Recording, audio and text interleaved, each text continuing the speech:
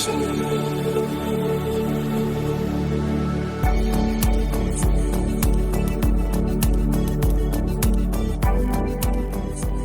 to the Climate and Coordination RCAST, where every week we'll be discussing topics related to all things climate change and RChain's role in the solution. We will be discussing technologies that can adapt and coordinate massive amounts of data like never before, forming social architectures that grow collective intelligence, sharing and evaluating data planetarily, all while maintaining personal privacy and personal data ownership. A new decentralized economy is forming as we move from the third industrial revolution, digitization, to the fourth, decarbonization. By building a co-op, built on a correct by construction, concurrent, scalable solution, RChain is structured to build out the new technology that will be required for a flourishing regenerative planet. Please join us on this journey.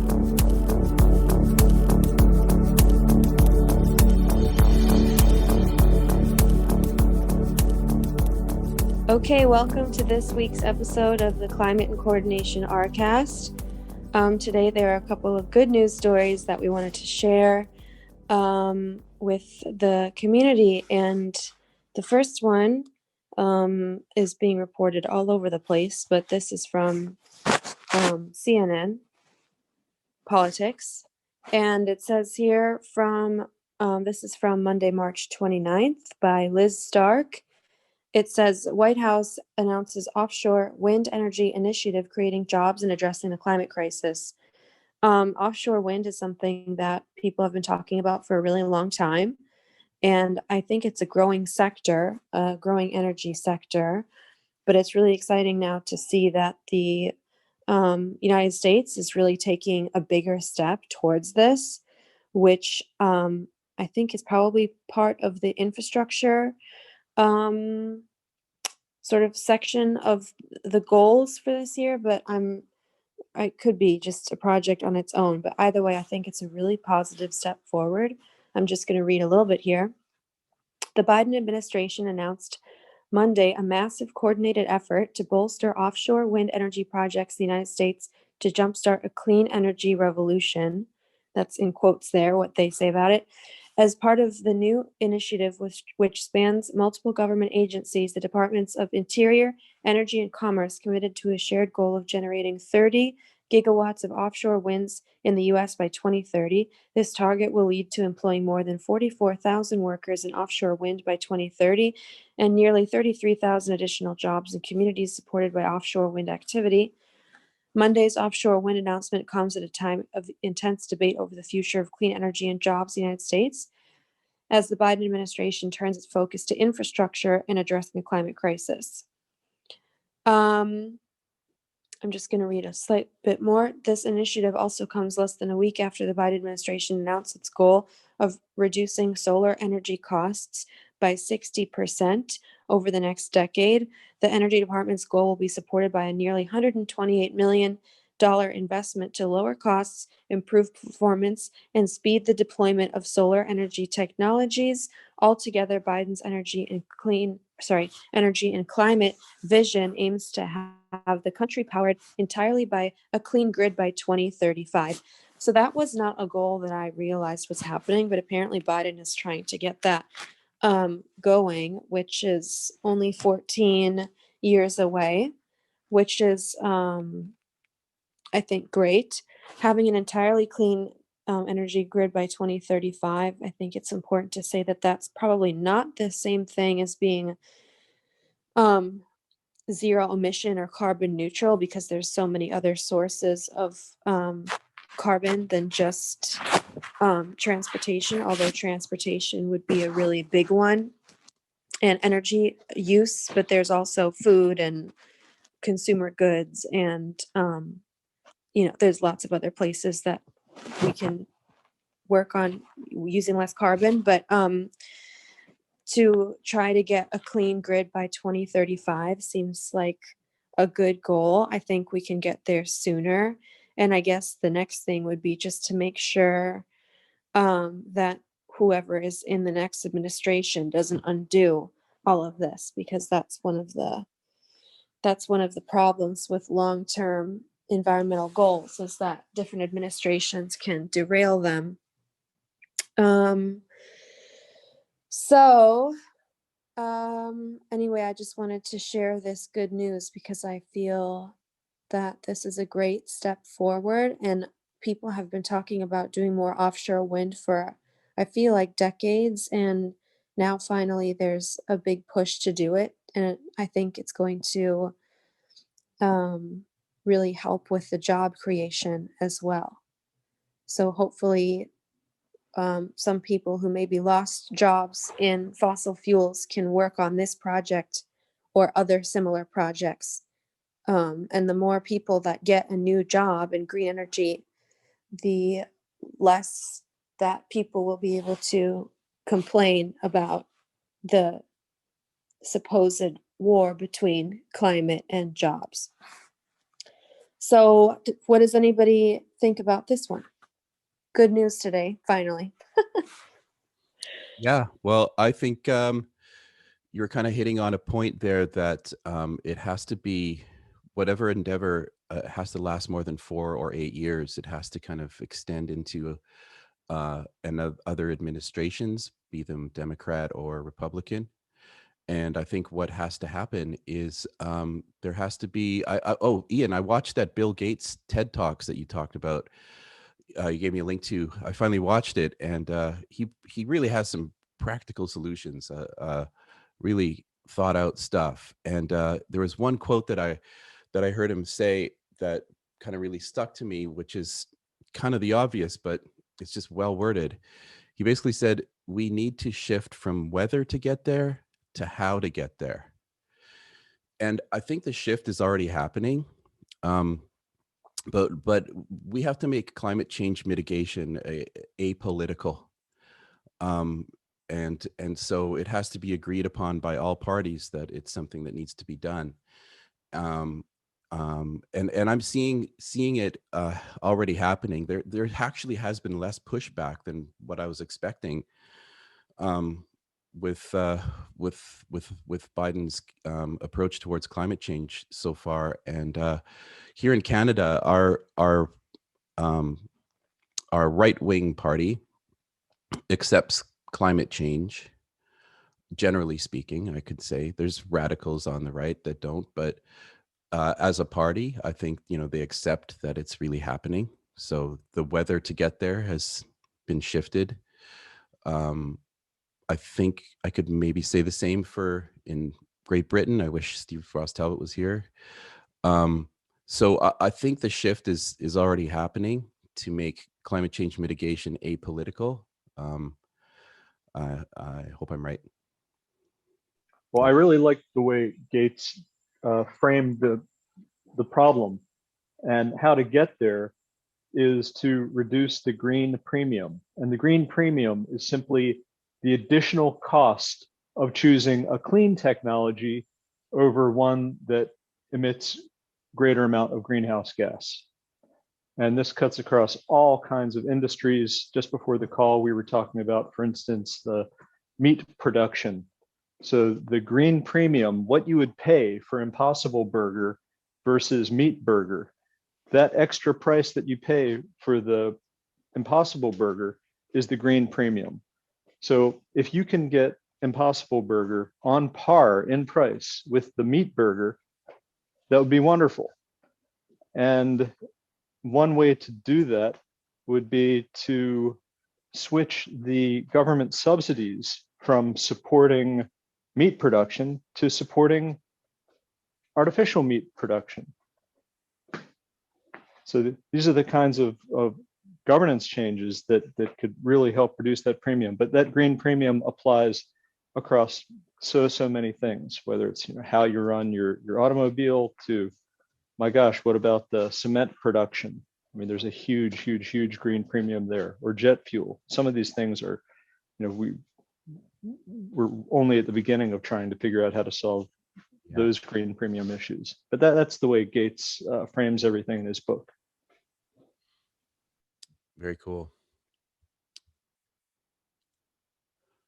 Yeah, those subsidies are really, as we were saying before we started recording, the subsidies are going to be tricky to circumvent, because I don't know why it is, but governments all over the world seem to just a door propping up industries that are declining. It's a waste of money. I mean, maybe the idea is for people to keep their jobs, but we can transfer people to other jobs, that anyway, it's just frustrating because like when you have an industry that's getting so much money from the government, whatever, pick an industry, it's just hard, to fight against that when they're getting free money, basically.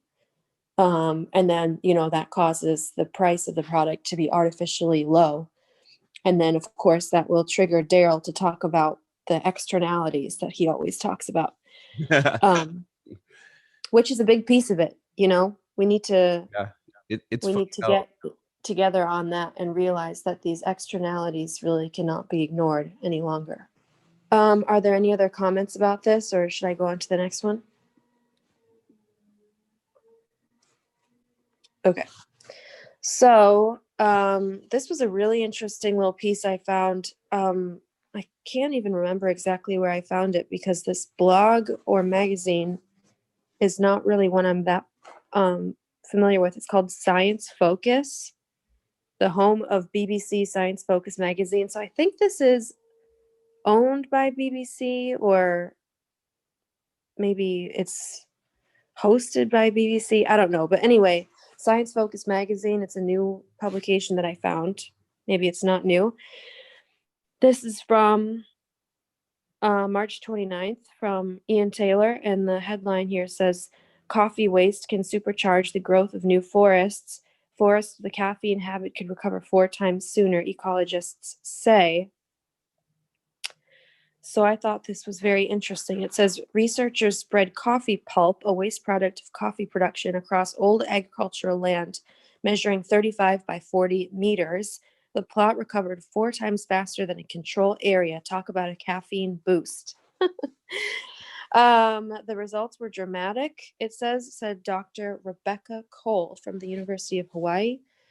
The area treated with a thick layer of coffee pulp turned into a small forest in only 2 years, while the control plot remained dominated by non-native pasture grasses.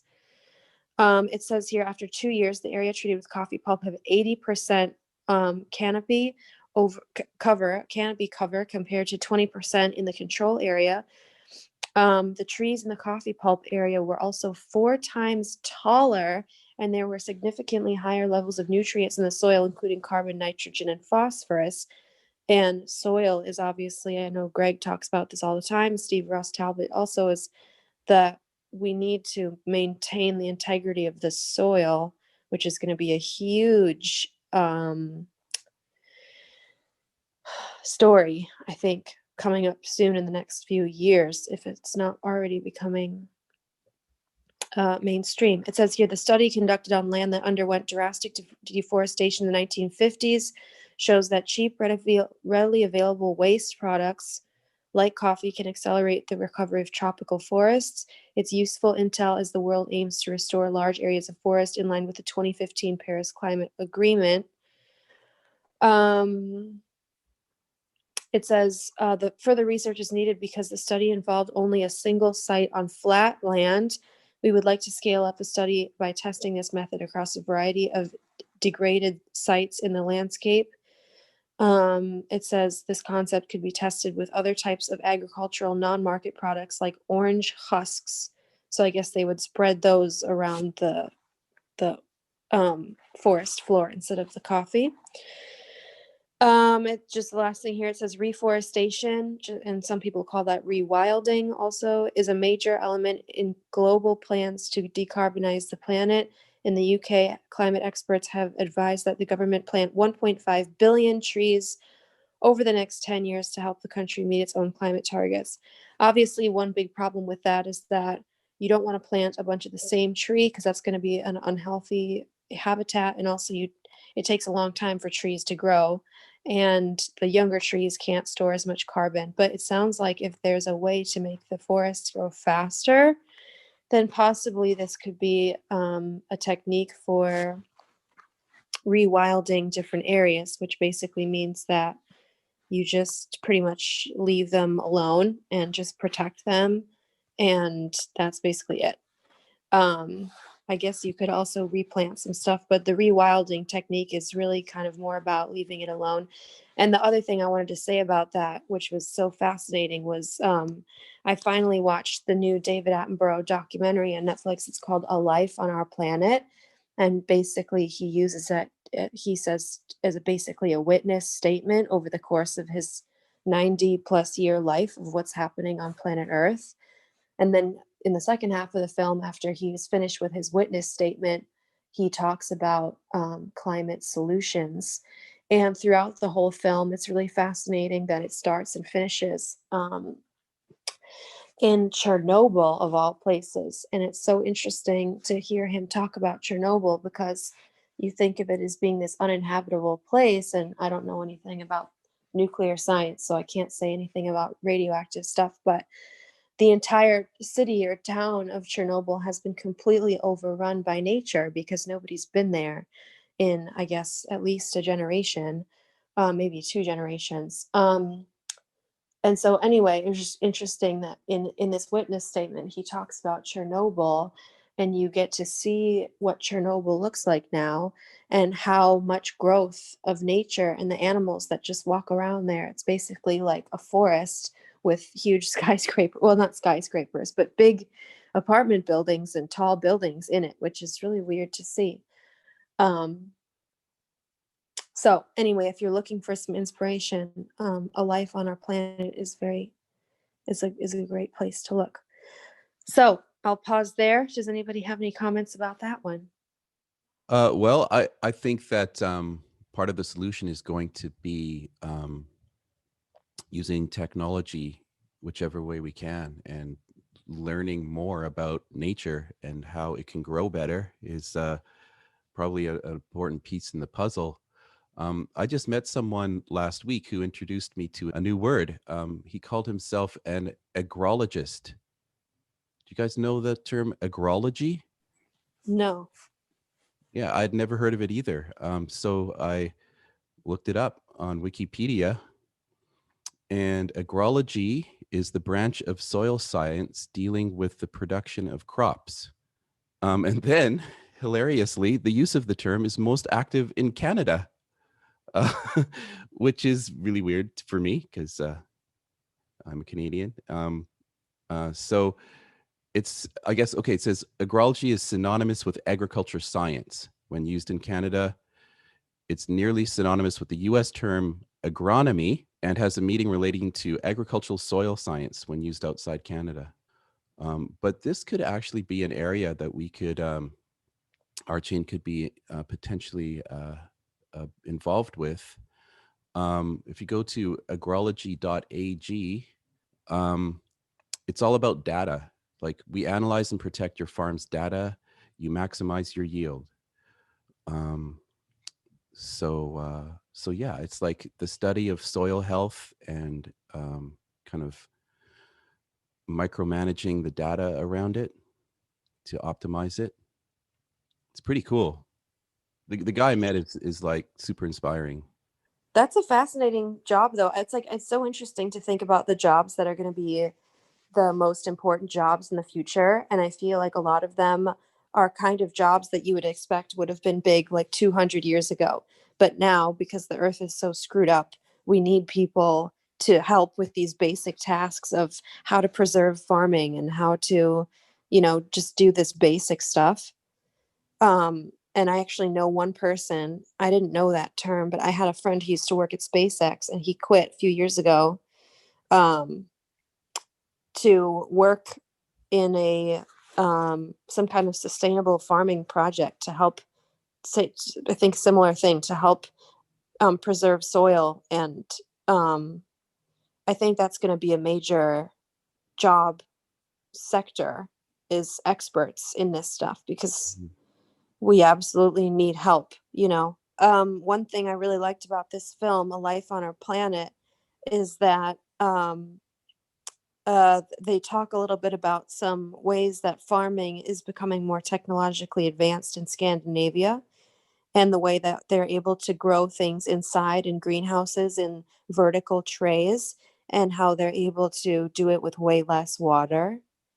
And that was really fascinating to me, that people are really starting to figure out, can we farm in a different way? Can we do it inside?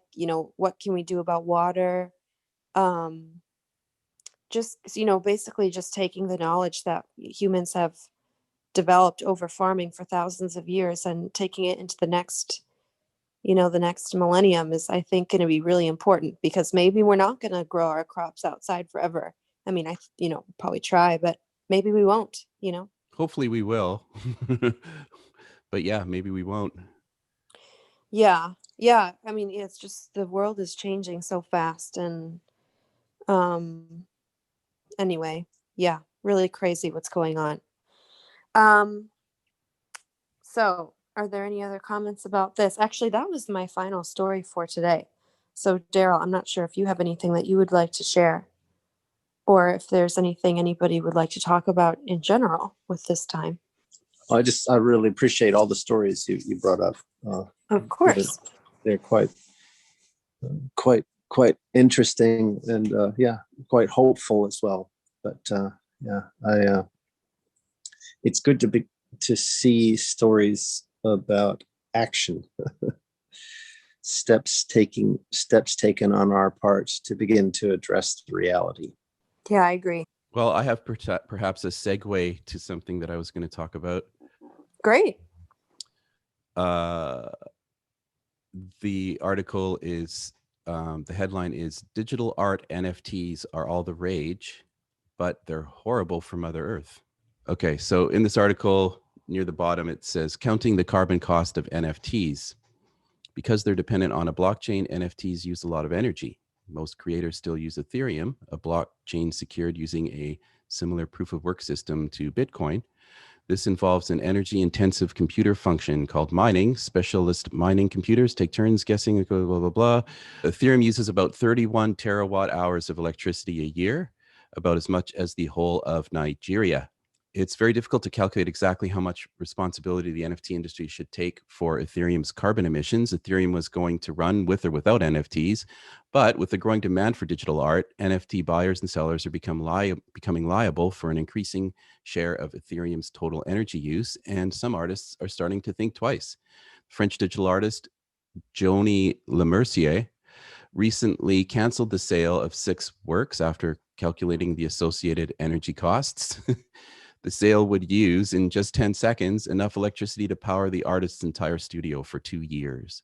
ArtStation, a site for digital artists to showcase their portfolios, recently developed an NFT marketplace, but within hours of telling the world about the planned launch, widespread condemnation on social media forced ArtStation to scrap the project. Alternative technologies exist that enable NFT markets without the carbon headache. Side chains use negligible amounts of energy to produce NFTs because these transactions occur on a more centralized platform where costs and carbon footprints are much lower. Damon Hirst is due to release a collection of NFTs called the Currency Project using the Palm sidechain.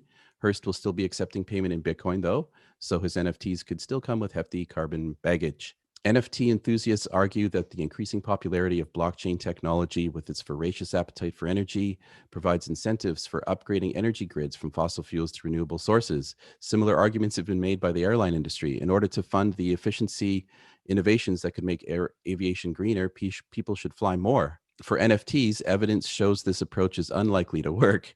Due to the competitive nature of proof-of-work mining, booming NFT markets are encouraging the construction of reliable coal-fired power stations so that crypto miners don't have to suffer intermittent access to renewable generation. Some NFT creators are trying to have their crypto cake and eat it by using carbon offsets. Buying offsets funds conservation work, with each carbon credit purchased equivalent to 1 ton of carbon saved, which is either stored in a tree or theoretically prevented from escaping into the atmosphere through some sort of industrial innovation. The Offsetra company provides an emissions calculator and sends carbon credits to offset emissions caused by NFT transactions. The NFT marketplace Nifty Gateway recently auctioned 8 carbon net negative NFTs inspired by Earth and the climate crisis. The artworks received 60 carbon credits. Each offset was itself an NFT. NFT carbon credits or any carbon credits for that matter, depend on clever accounting and a belief that carbon, like NFTs on a blockchain, can be immutably locked away in trees forever. It cannot. Nifty's website explains that offsets make sense for neutralizing our unavoidable emissions after we've done all attainable actions to reduce our carbon footprint. But does acquiring bragging rights to a digital image that anyone with an internet connection can enjoy constitute an unavoidable part of one's carbon footprint? So there are, I guess the thing that I'm drawing from all this is that, I love the potential of what NFTs could represent, but if they are to scale, I think that it will have to happen outside of a mining approach. Yeah, I think one thing I'm really like realizing through, I don't even know when I started realizing this, but through all this work that we all do together, just learning so much about technology and data and blockchain and everything is like, I'm realizing that a lot of people, like probably a majority of people, I'd be prepared to say, still don't understand how social media works and who pays for it and things like that. And similarly, with blockchain growing every day, I think you can say it's growing every day. Um, there's still a lot of people that really don't understand how blockchain technology works and how it can produce heat or waste. And I think that possibly will always be the case. And I think it's really sad that in this age of like, having Google right here and everything at our fingertips, there's still a lot of people who are really confused about like how these basic technologies affect us and what powers them. And I think that if the NFT sort of craze or industry continues, I think it'll be really important to educate people about all of this stuff. And I'm just wondering how that can become mainstream because, even a lot of people are like, well, what's the problem with Facebook? It's harmless, it's free, yay. It's like they don't understand what's going on. You know what I mean? So I'm just curious, like, if anybody has any thoughts on how we can educate people to understand the technologies that they use, you know? Well, I think it's on a upward trajectory. I think there's more awareness all the time about both surveillance capitalism and the environmental costs of proof of work. I think it's getting better. Like the article pointed out, I think that the art world is generally more empathic and sensitive towards this stuff. So you release an NFT and people kind of highlight the ecological footprint, and it gets shut down within 10 minutes. So that's good. Yeah, you're right. There is something about artists who tend to care about these things a little bit more. And I really commend the courage of that person. Forgot what the name was, but the person who canceled their project. I don't know if I would have done that, but I think it's admirable that that person stood up for what they believed in and probably took a financial hit because of that. It's too I bad think she didn't that's, just shift to RChain. yeah, maybe we can find out who that person was and reach out. But Seriously. yeah, sure, why not? Absolutely, do it. I think it's just like, sometimes standing up for what you believe in like takes a lot of courage. Like I was thinking, since we're talking about artists, and I know Greg loves Taylor Swift, or at least he mentions her in every possible example. Um, I don't know if anybody's aware of this, but she had a huge problem with her songs being purchased by a company, and her, anyway, really big issue and struggle that she had. And so basically, as a response to this, she decided to re-record most of her catalog so that she could own new versions of it and the fans could stream these new versions. And so basically she's gone through the incredibly laborious task of re-recording all this stuff that is, years old. And I just think that, for example, that's something that takes a lot of courage. Like it would be easy for her to just sit back and say, well, screw it, the records are already out there, people are going to listen to them anyway, I can't stop them. But she's like, no, I'm going to re-record and re-release all this stuff and I'm going to tell my fans to listen to the version I want them to listen to. And I just, I commend people who really do what they believe in, even if it's difficult, Oh man, yeah, Taylor Swift is definitely done some great, bold, brave things. Like that used to be a checkmate. Labels would say that to the artist. They'd go, the artist would be like, "I want to be free from you," and the label would go, "Well, you'd have to re-record all your songs." And that used to be a checkmate. It's like, oh yeah, you're right, I can't do that. So Taylor Swift is like, yeah, I can do that. I'm going to re-record all my songs. Yeah, and they sound great. Honestly, they sound great. They sound similar, but not totally the same. It's great. Right. Very cool. Yeah, it's amazing. That's a great way to reinvigorate your material and come into a deeper relationship with it. It's really a wonderful undertaking, actually. I know. Yeah. I wasn't aware of that. Well, when did she do this, or has she completed the process? She's released some of the songs. I'm not sure exactly how much of her catalog was purchased by this other company, but she has already released some songs that are new versions, and I'm not sure exactly how much she plans to do, but some of it is already out, and I think she's doing more. So yeah, it's awesome. That's really cool. Yeah. And it's very interesting. I mean, are people buying the new versions? I don't know if they're buying them, but they are definitely being streamed because all the new ones, they have new art and they're labeled Taylor's version. And so it's like this cool way to be like, I don't want to stream the other version. I want to stream Taylor's version. That's awesome. Yeah, that's a classic Coke classic. Yeah. So she really labeled them in a way that it's like, my face might be on the other stuff, but this one is the one that I want you to hear. And the fans, are responding, and it's just cool. It just reminded me of what you said that person did. I can't remember if it was a woman or a man, but with the NFT thing, just saying, no, I'm not going to do this, even though, it probably comes at a personal cost to say no. I really admire people who can not just like complain about something, but just do what they want to do. Absolutely. So was there anything else that we wanted to discuss today? I had one more thing that I could potentially mention, but. Well, please go ahead. Oh, well, I've been writing a review for the blog of a new Netflix film, another one, and it's called Seaspircay, and it's a documentary about the state of the world's oceans. And I felt that it was extremely moving, and it's received an enormous amount of controversy because it makes some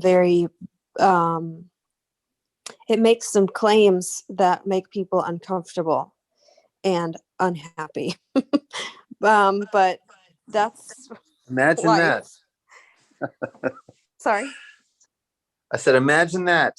Yeah, I don't really think that any of the science is being refuted. I think it's really just a reaction to people not wanting to feel guilty about eating seafood. I think is really the reaction. And but actually, instead of this film making people feel despair, which it does do some of that, I feel really empowered and inspired that this is being talked about. And it's in the top 10 of Netflix. It's been in the top 10 for several days, which is not easy for an environmental documentary to stay in the top 10. But that just goes to show you how strong it is as a film. Bless you.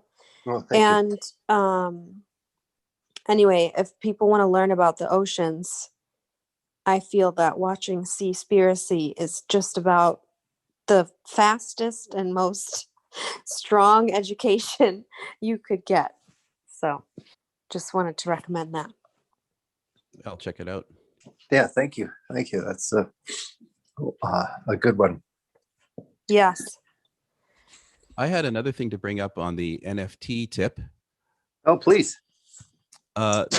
Someone in the Chinese community, the Chinese RChain community, posted, Shusi posted the article, the English translation, and it's the headline translated is Overlooking NFT from the Perspective of RChain, by someone named Lansea.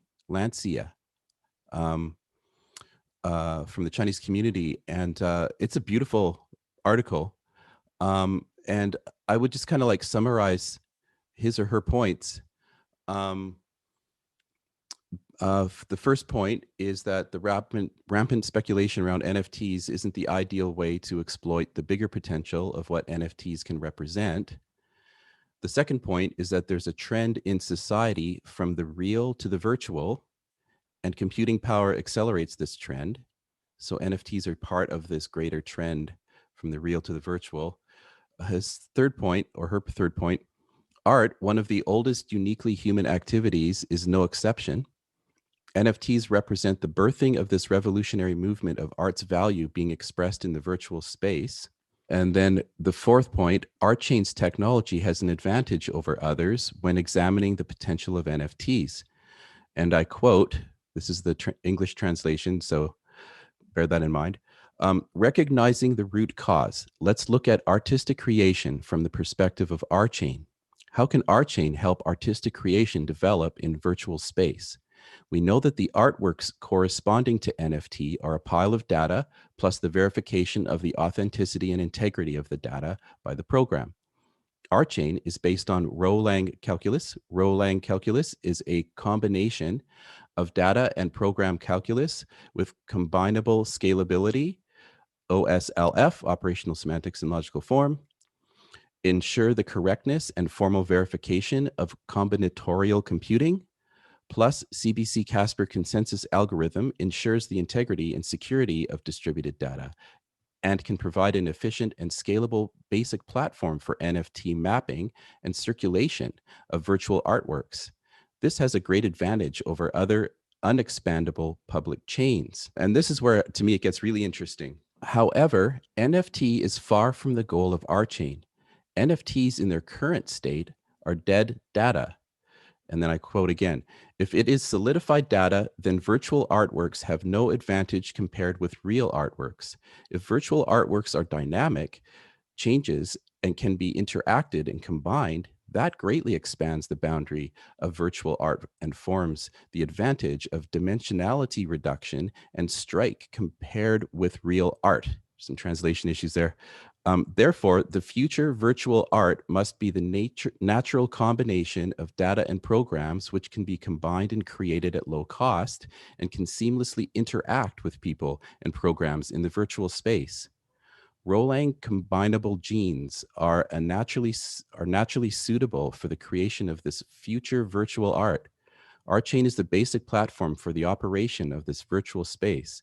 This can mathematically prove the scalability and low-cost advantages of combined interaction in the virtual world. End quote. So what excites me about NFTs is not NFTs, is that this is the birth of like a whole new approach to valuing art and applying that in the virtual space. And Lansea takes it to a whole other level of getting into the kind of collaborative and interactive potential of what the NFT movement has started. The idea that rather than it being some kind of dead data, it's this, state that's locked. It can be a state that's unlocked and open for others to collaborate with and contribute to, which can change the whole process of how art is made. So bravo to Lansea for this article. I think it's really interesting. Absolutely. There's an art form, an example that she could have pointed to with Primavera de Philippi's plantoid. I think I've mentioned plantoid on this call several times before, but it bears mentioning again and again. Primavera, apart from being a genius legal scholar, is also a sculptor. And plantoid is not a single sculpture, but it started as an instance and then a smart contract associated with it, so that the community can vote for revisions, new designs, and then the money for that was or the ether that was collected by the voting on the new designs would be used to fund the next instance of plantoid. So you really do have a genome phenome split, right? In the sense that you have an individual that's acting in the world, but there's a genetic component that's online. That's the. I think we lost you, Greg. If you look up plantoids, I mean, they're really interesting. It's interactive sculpture that, you know, you feed it a little bit of token and it'll do something for you, but also it will enroll you as a voter in voting for the next iteration, or the voting for which plan for the next iteration of the artwork. And whoever submits that plan for the next iteration actually gets funded to do that work through the same apparatus, through smart contracts. So you could really argue that the plantoid is alive. It generates the next iteration of itself, and you have the whole community of people who are, you know, participating in saying what that's going to be. Yeah. So sorry, Greg, are you there? I just said that's so cool. Keeps dropping off. I was trying to fill in. Yeah, that is so cool. I love it. I love it. is in the world. So Greg, Yeah. you dropped out. Was there at Burning Man, was there an RChain? Yes, absolutely. So they did a Burning Man plantoid installation, and we provided. So they had nighttime music and daytime music, and we provide a source that ran on RChain for the music. So that's another sort of digital art form. The implementation was faulty, so if you listen to it, the music that's generated there is not correct. But that's okay. It was still quite interesting. But the idea there, it's another idea I think I've mentioned on this venue, but it bears repeating. You can think of music. We lost Greg again. In a stream of pitches, and you can kind of split them, right? But you can also wire them back together, right? And when you wire them together, you can produce a tone because you have a pitch and its duration. So the idea is that you can then take infinite streams, like the stream of digits that go with pi, and to generate a stream of pitches and a stream of durations, and then you can zip them together. And that algorithm, or a version of that algorithm, was providing the music for plantoid. And that also has a genetic component. So, you know, I dreamed this up many years before I even knew Primavera existed. But the idea is that you know, artists can explore this infinite stream by advancing through it. And when they find little snippets on either side, the pitch or the rhythm side, they can cut them and store them up in the cloud. And then people who like them would then use them as source material. And they can again do this genetic thing where they recombine these little snippets, because you can take the rhythm of one side and the pitch of another side and glue them together. So these little snippets can have children. So the very beginning of that approach to music generation and music exploration was connected to plantoid in 2018 at the Burning. Wow, that is amazing. So if you can attach provenance to that, and you know, ascribe who the contributors are, that would be amazing. Yeah, but to me, the thing that's interesting is, again, you know, both Primavera and I were independently working towards this vision of art that grows out of a digital component and a physical component, and a way in which the community forms the basis of the exploration of the design space. So it's phenome, genome, and community linked together in this new and unusual way. And this is exactly what Lansea was talking about. Yeah. Awesome. Well, this is a great place to pause because we have 1 minute left. Perfect. But yeah, there's a lot we can talk about on future calls. So yeah, there's a lot, as usual, there's no shortage of things to talk about. So thank you all for contributing, and thanks to everyone listening out there in the future, which is now the past. And please make sure that you're subscribed to RChain on YouTube and following RChain on social media. And if you'd like to become a member, you can do so at rchain.coop. Thank you all so much. Happy Easter, everyone. Happy Easter. And thanks, Viper.